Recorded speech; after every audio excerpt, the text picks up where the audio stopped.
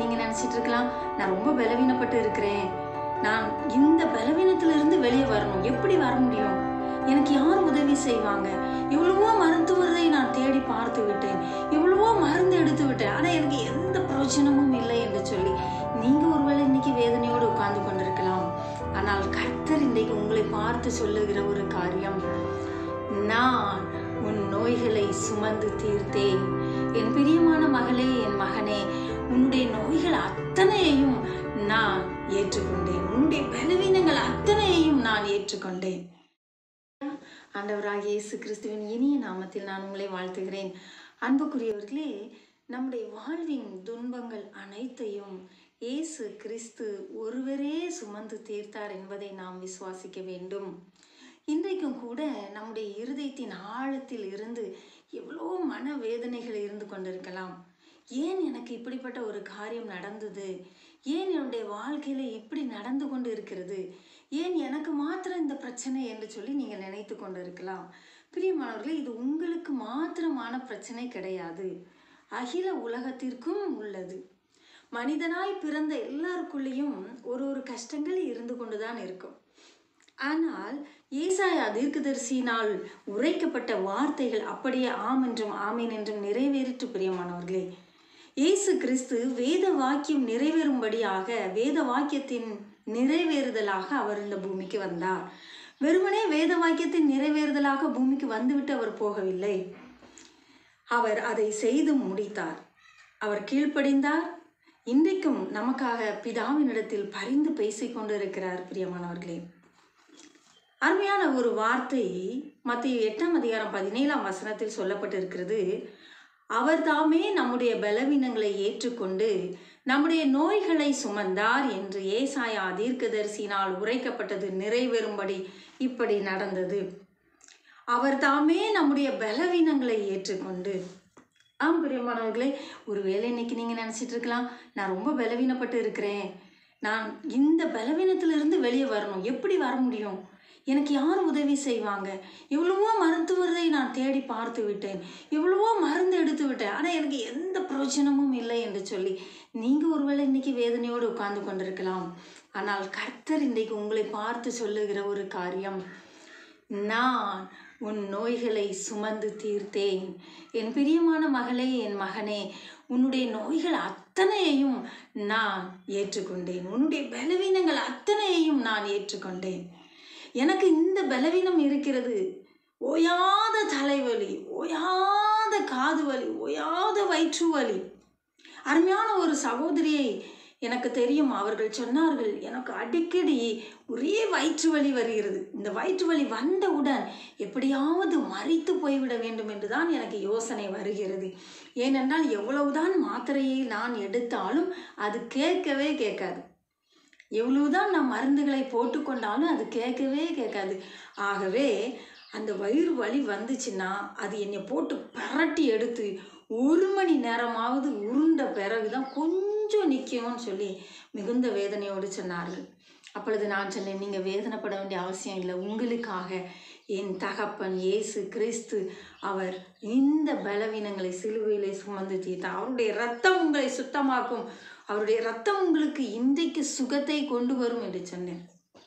அவர்களால் அதை விசுவாசிக்க முடியல. இருந்தாலும் சரி, நீங்கள் சொல்லுவதனால் நான் கேட்குறேன், நீங்கள் எனக்காக ஜெபிப்பீர்களா என்று சொன்னார்கள். அருமையான மகனே, மகளே, அவர்களுக்காக நாங்கள் ஜெபித்தோம்.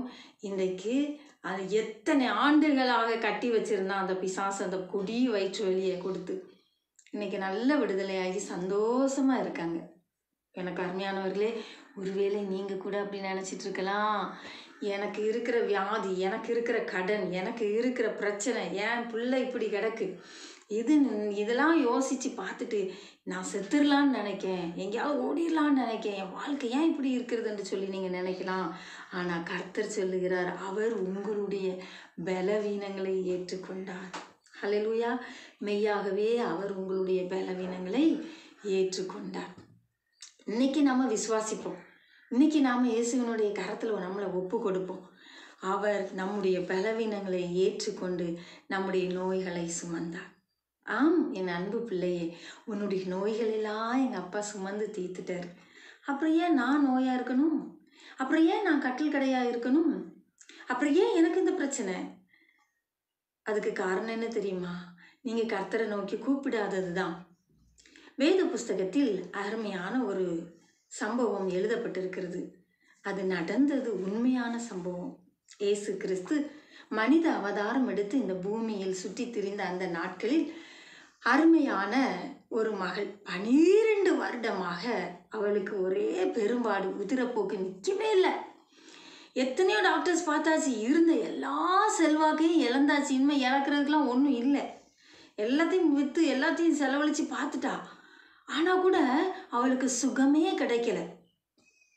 அப்போ இந்த இயேசு கிறிஸ்துவை குறித்து அவள் கேள்விப்படுகிறாள். அப்படியா? அவர் அப்படிப்பட்டவரா? அவர் சுகமாக்குகிறவரா? ஆனால் 12 வருடம் இவள் பெரும்பாடு உள்ளவளாய் இருந்ததினால் என்ன நடந்தது தெரியுமா? இவளை எல்லாருமே ஒதுக்கி வைத்து விட்டார்கள்.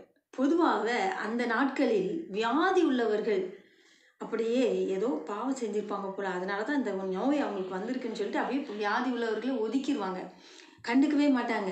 அவங்கள எந்த நல்லது கெட்டதுக்கு கூப்பிடவே மாட்டாங்க. இந்த சமுதாயம் அவர்களை அப்படியே ஒதுக்கிவிடும். ஆகவே இந்த சகோதரியும் அப்படி ஒடுக்கப்பட்டார்கள். இவங்களுக்கு என்ன செய்யணும்னே தெரியல. அப்போ இந்த செய்தி கேட்குது, இயேசு போகிறார் என்கிற செய்தி. அப்போது இவங்க நினைக்கிறாங்க, நான் போய் இயேசுக்கிட்ட வேண்டி அவர் எனக்கு சுகம் தந்து இந்த ஜனங்கள் என்ன நிச்சயமாக இயேசு பக்கத்தில் போக விட மாட்டாங்க என்று சொல்லி தன்னையே மூடிக்கொண்டு அவங்க போகிறாங்க.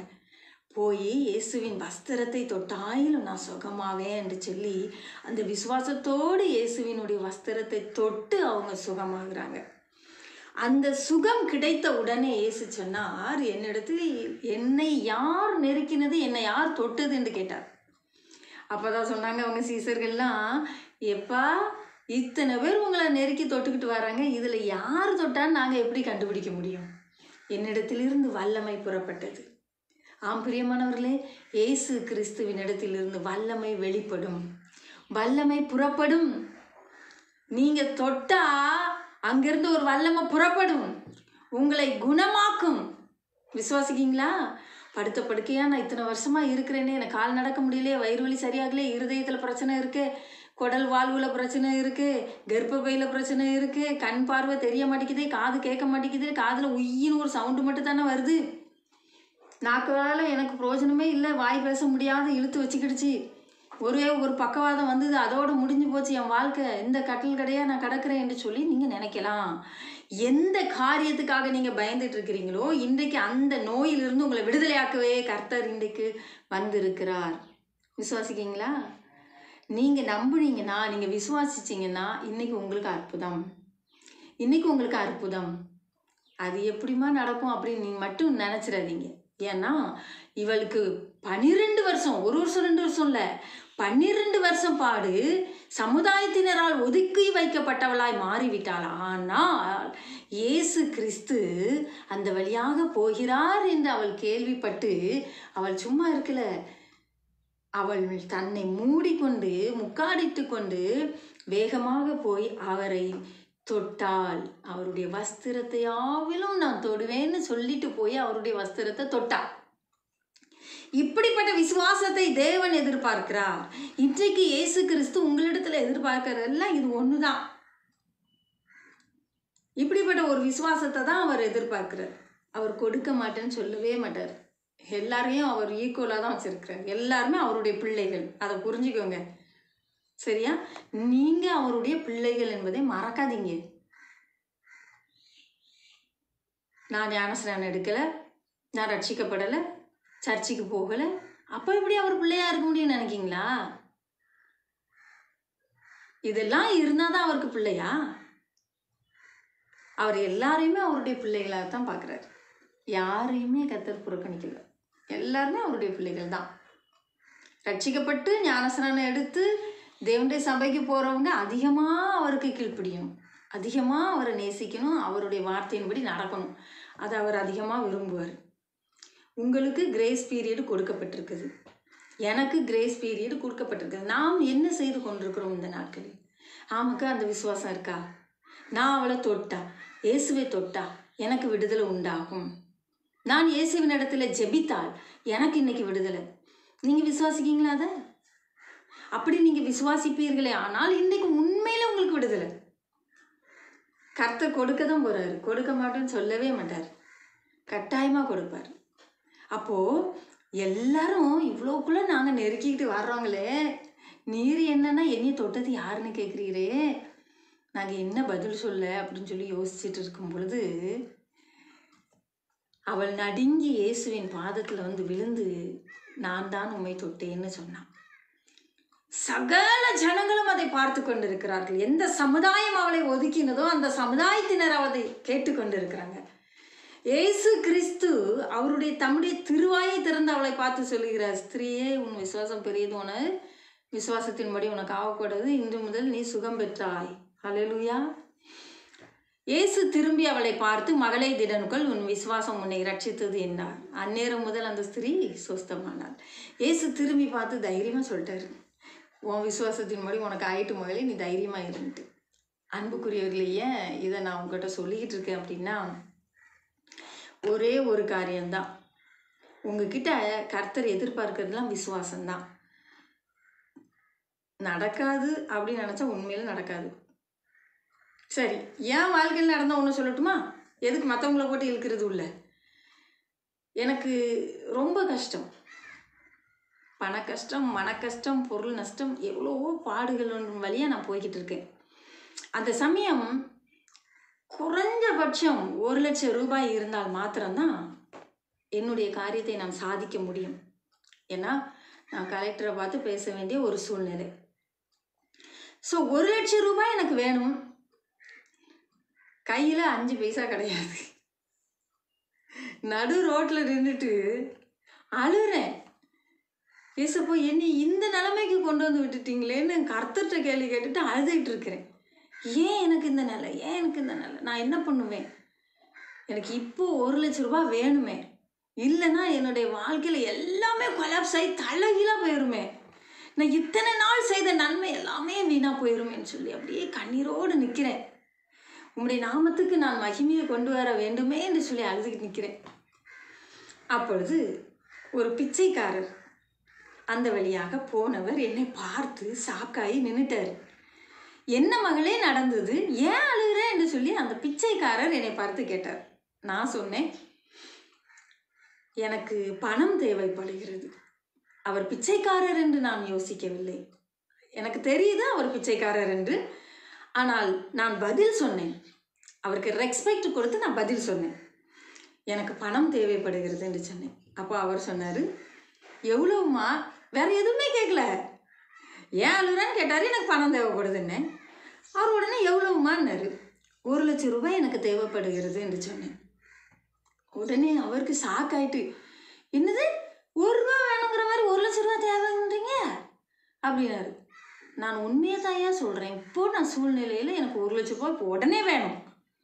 அப்படி எனக்கு கிடைச்சாதான் என் சூழ்நிலையில் நான் நிற்க முடியும், அல்லது என்ன நடக்குன்னே தெரியாது, என்னுடைய நிலைமை அப்படி இருக்குது என்று சொன்னேன். உடனடியாக அவர் சொன்னார், இப்போது மணி 4:30 ஆக போகிறது, எல்லா பேங்க்கும் க்ளோஸ் பண்ணியிருப்பாங்க, நாம் எப்படி போய் பணத்தை எடுக்க முடியும்னார். எனக்கு ஆச்சரியம்னா தாங்க முடியலை. ஏதோ அவர்கிட்ட பணம் இருக்குது போல், அதனால தான் அவர் அப்படி சொல்கிறாருன்னு நான் புரிஞ்சுக்கிட்டு, சரி பரவாயில்ல, இங்கே பக்கத்தில் ஏதாவது பேங்க் இருந்தால் என்னை கூட்டிகிட்டு போங்க, நான் மேனேஜர்கிட்ட பேசுகிறேன், எனக்கு அந்த பணத்தை எடுத்து தாங்க என்று சொல்லி நான் கேட்குறேன். எங்களுக்குள்ள பெரிய ஒரு கான்வர்சேஷன் கிடையாது, நல்லா புரிஞ்சுக்கிடணும். அவர் யார், நான் யார், எந்த ஊர், ஏதுன்னெலாம் கேட்கல, சரிங்களா?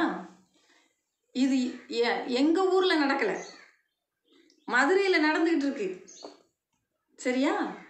அப்போது அவங்க கேட்குறாங்க, நான் அதுக்கு பதில் சொல்லியிருக்கேன், ஓகே ரைட்டு வாங்க போகலாம் என்று சொல்லி போயாச்சு. இந்த சேரோட்டம் வந்துச்சு, அதில் ஏறி போய்கிட்டு இருக்கோம்.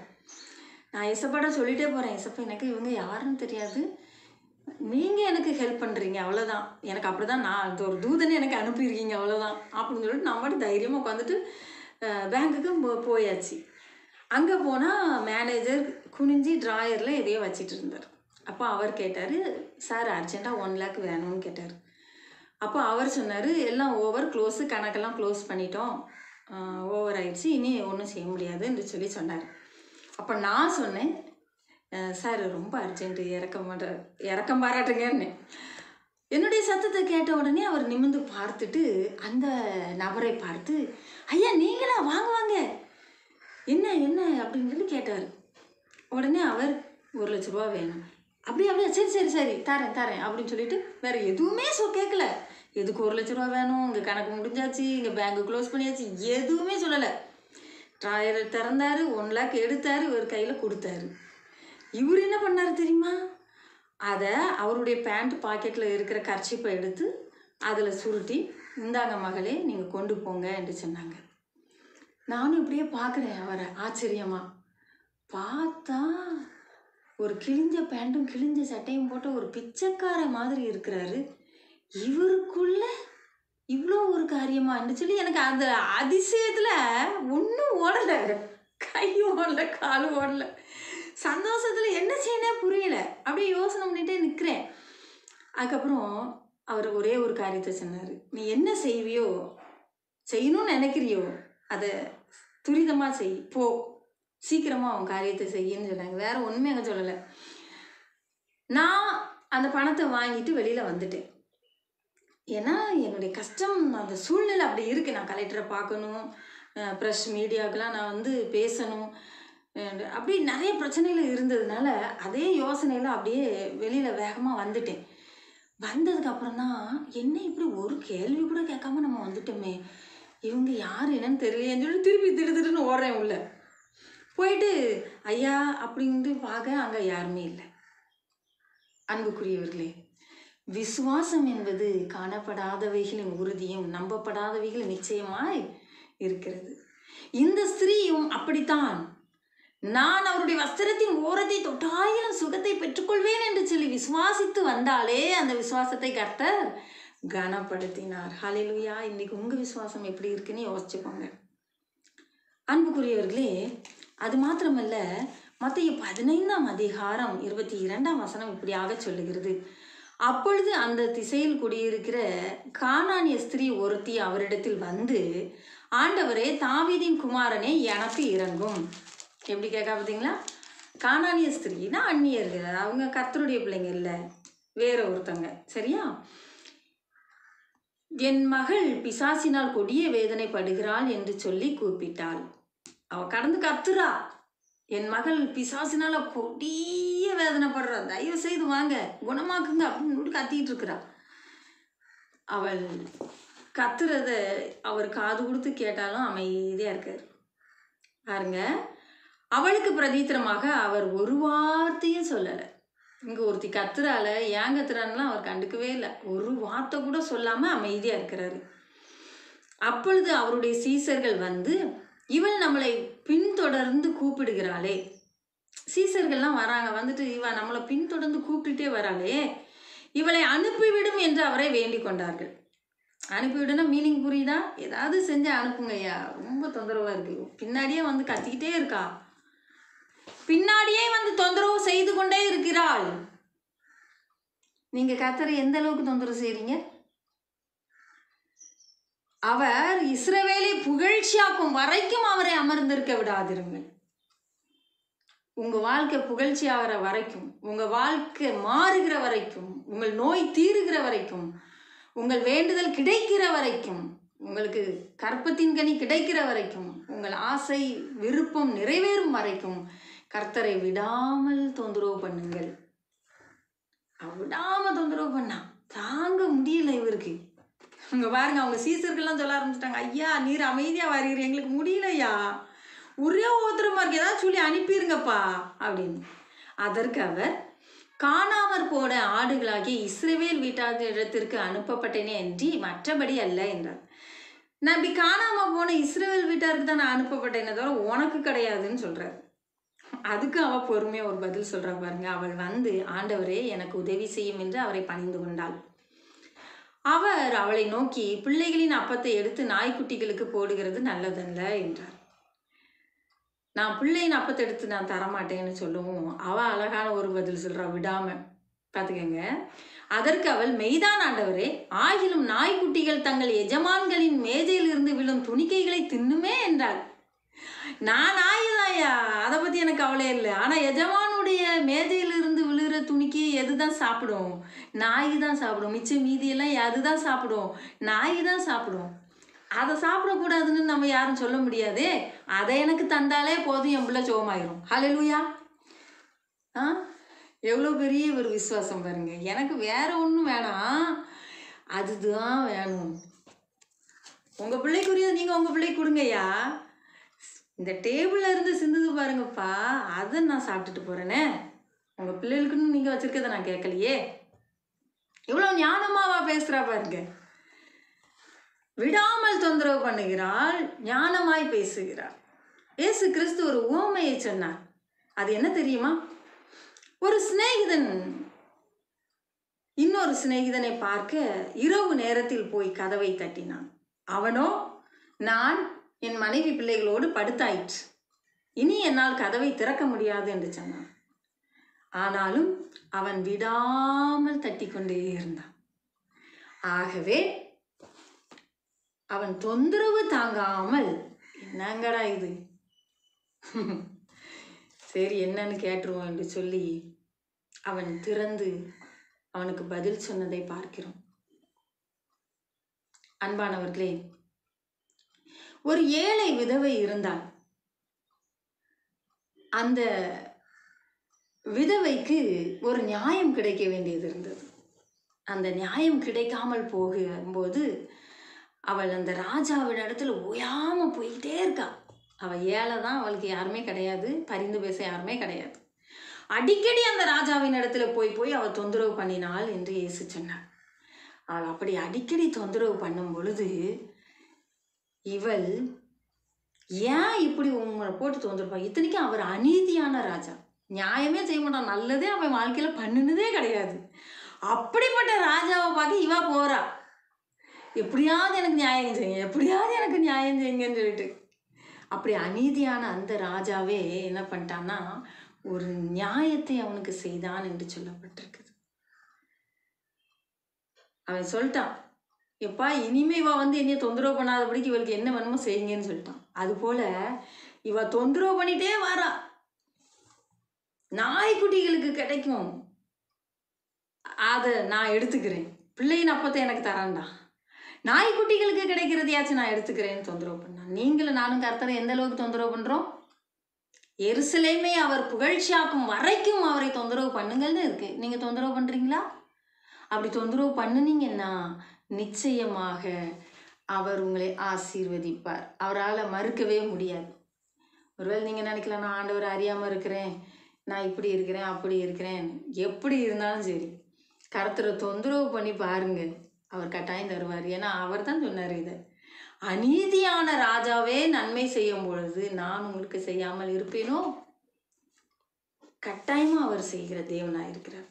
அவர் இந்த பூமிக்கு வந்ததின் முதல் நோக்கமே நம்மை ரட்சிக்கிறது, நம்மை ரட்சித்து பரலோக ராஜ்யத்துக்கு கொண்டு செல்வதற்கு.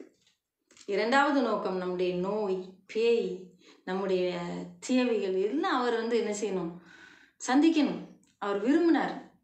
அவர் மூலமாக நாம் ஆசீர்வதிக்கப்பட வேண்டும் என்று அவர் விரும்பினார். கோடி கோடியாக சம்பாதிக்க வேண்டும் என்று நான் சொல்ல வரவில்லை. அவருடைய தழும்புகளால் குணமானீர்கள் என்று எழுதப்பட்டிருக்கிறது. ஆகவே பிள்ளையின் அப்பமாகிய தெய்வீக சுகத்தை நாம் இன்றைக்கு கேட்க போகிறோம். இயேசுவே எனக்கு தாங்கப்பா, நான் அதை பெற்றுக்கொள்கிறேன் என்று சொல்லி நீங்கள் கேளுங்க. கர்த்தர் உங்களுக்கு தர வல்லவராக இருக்கிறார்.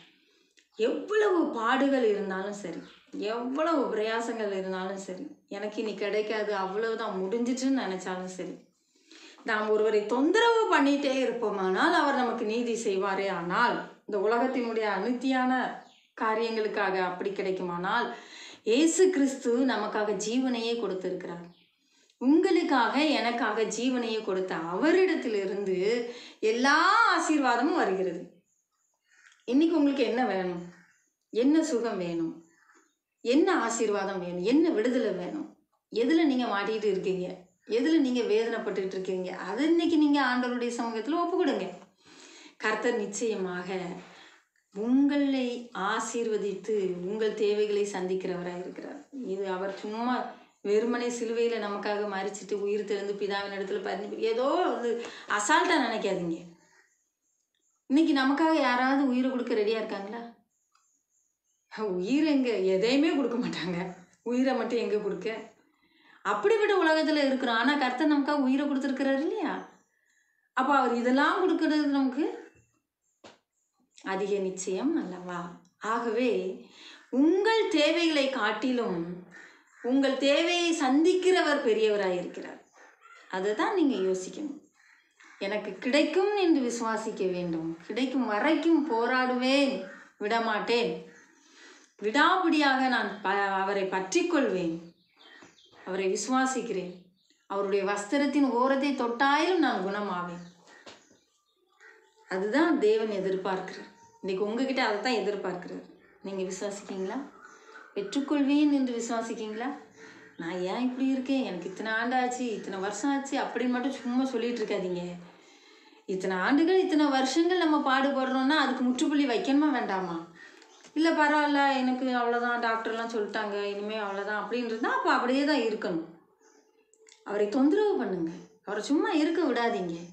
அவர்கிட்ட கேளுங்க. அவர் உங்களுக்கு தர வல்லவராக இருக்கிறார். அவரால் கூடாது ஒன்றும் இல்லை. உம்மால் கூடும், எல்லாம் கூடும், ஒரு வார்த்தை சொன்னால் போதும். ஐயா உம்மால் கூடும், எல்லாம் கூடும், ஒரு வார்த்தை சொன்னால் போதும். ஐயா ஒரு வார்த்தை சொன்னால் போதும். ஐயா ஒரு வார்த்தை சொன்னால் போதும். விண்ணப்பத்தை கேட்பவரே, என் கண்ணீரை காண்பவரே, சுகம் தருபவரே, ஸ்தோத்திரம் ஏசையா.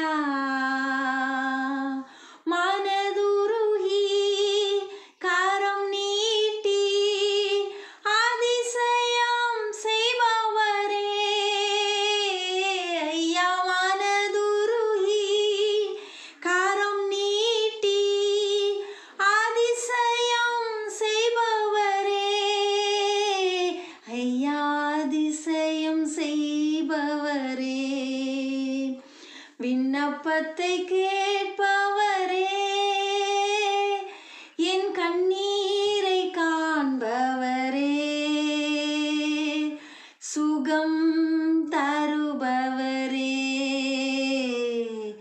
ஸ்தோத்திரம் ஏசையா. பிரியமானவர்களே, இன்னைக்கு என்ன நோய் இருந்தாலும் சரி போகுது. விசுவாசிக்கீங்களா? உங்கள் வலது கையை எடுத்துக்கோங்க, உங்கள் இருதயத்தில் வச்சுக்கோங்க. உங்கள் வலது கையை எடுத்துக்கொள்ளுங்கள், உங்கள் இருதயத்தின் மீது வைத்து கொள்ளுங்கள். அல்லது எந்த நோய் இருக்குதோ அந்த இடத்துல வைங்க. கண்ணாக இருந்தால் கண்ணில் வைங்க, தலைவலியாக இருந்தால் தலையில் வைங்க, வயிற்று வலியாக இருந்தால் வயிற்றில் வச்சுக்கோங்க, நெஞ்சு வலியாக இருந்தால் நெஞ்சில் வச்சுக்கோங்க. என்ன வலியோ அது இப்போ போக போகுது. விசுவாசிக்கீங்களா? விசுவாசத்தோடு அவருடைய வஸ்திரத்தையால் நான் தொடுவேன்ட்டு தொட்டா இப்போ உங்களுக்கு விடுதலை. விடாமல் கேட்கணும், விடாமல் கேட்கணும். அவர் நமக்கு கொடுப்பார். விசுவாசத்தோடு இருங்க. என்கிட்ட சொல்லிட்டாரு, நான் நிச்சயமாக என் பிள்ளைகளுக்கு அற்புதம் செய்வேன்னு. உங்களுக்கு செய்யாமல் போயிடுவாரா? கட்டாயம் செய்வேன். ஜெபிப்போமா? அன்பின் பரலோக பிதாவே, உமக்கு நன்றி. யார் யார் விசுவாசத்தோடு இப்பொழுது தங்கள் கரங்களை வியாதியுள்ள இடத்தில் வைத்திருக்கிறார்களோ, அல்லது தங்கள் கணவராக இருக்கலாம், பிள்ளைகளாக இருக்கலாம், சொந்த பந்தங்களாக இருக்கலாம், மருமகன் மருமகள் பேர பிள்ளைகளாக இருக்கலாம், யாராக இருந்தாலும் சரி, அவர்கள் தலையில் கையை வைத்திருக்கிறாங்கப்பா. இப்பொழுதே அவர்கள் வியாதி அவர்களை விட்டு போகட்டும். இயேசுவின் ரத்தத்தினால போ வெளியே என்று கட்டளை எடுக்கிறேன். பொல்லாத சத்துருவையும் வியாதி எடுத்துக்கிட்டு வெளியே போ. அந்த வீட்டுக்குள்ள என்ன ஒரே அலக்கழிப்பு, என்ன சத்தம் அங்கே? இயேசுவின் நாமத்தில் வெளியே போ என்று கட்டளை எடுக்கிறேன். பொல்லாத பிசாசு, மனநோயை கொண்டு வந்துட்டு படுத்த படுக்கையில் வைத்திருக்கிற பொல்லாத பிசாசு இயேசுவின் நாமத்தில் வெளியே ஓடி போயிரு. வீட்டுக்குள்ள அலக்கழிப்பு, கோபம், எரிச்சல், ஒரே கூக்குரல், வயிற்று வலி, அல்சர் இயேசுவின் ரத்தத்தினால குணமாகட்டப்பா. கண் பார்வையின்றி ஜெபிக்கிறவர்கள் கண் தெரியட்டும். காதுகள் கேட்கல என்று சொல்கிறவர்கள் காதுகள் கேட்கட்டும். நடக்க முடியாதவர்கள் நடக்கட்டும். அற்புதம் நடக்கட்டும். இயேசுவின் ரத்தம் அவர்கள் மீது பாய்ந்து செல்லட்டும். கடன் பிரச்சனையில் இருக்கிறவர்களுக்கு ஒரு வழி உண்டாக்குங்கப்பா. கடன் வாங்காத ஒரு வாழ்க்கையை கட்டளையிடுங்க தகப்பனே. திருமணமாகாத பிள்ளைகள், குழந்தை பாக்கியம் இல்லாத பிள்ளைகள், வேதனையோடு இருக்கிற ஒவ்வொரு பிள்ளைகளையும் நினைக்கிறேனப்பா. வேலை வாய்ப்புக்காக ஜெபித்து கொண்டிருக்க பிள்ளைகள், அப்பாவோட கரம் ஒவ்வொருவர் மீதும் அமர்கிறதை நான் பார்க்குறேன். உங்களை தொட்டு கொண்டு இருக்கிறார், விடுதலையாக்கி கொண்டு இருக்கிறார். நாவின் கட்டுகள் அவிழ்க்கப்படுகிறது, கால்களின் கட்டுகள் அவிழ்க்கப்படுகிறது, சரீரத்தின் பலவீனம் மாறுகிறது. தேவைகளை கர்த்தர் அற்புதமாக்கி ஜெயமாக்கி கொடுக்கிறார். உங்கள் கரத்திலே வந்து கொடுக்கிறார். உங்களுடைய காரியம் வாய்க்கும், ஜெயமாக முடியும். இயேசுவின் நாமத்தில் ஜெபிக்கிறோம் நல்ல பிதாவே, ஆமேன். தொடர்ந்து உங்களுக்காக நான் ஜெபிக்க ஆயத்தமாக இருக்கிறேன். என்னோடு இணைந்து ஜெபிக்க விரும்புகிறவர்கள் என்னோடு தொடர்பு கொள்ளலாம். ஆமேன். அல்லேலூயா.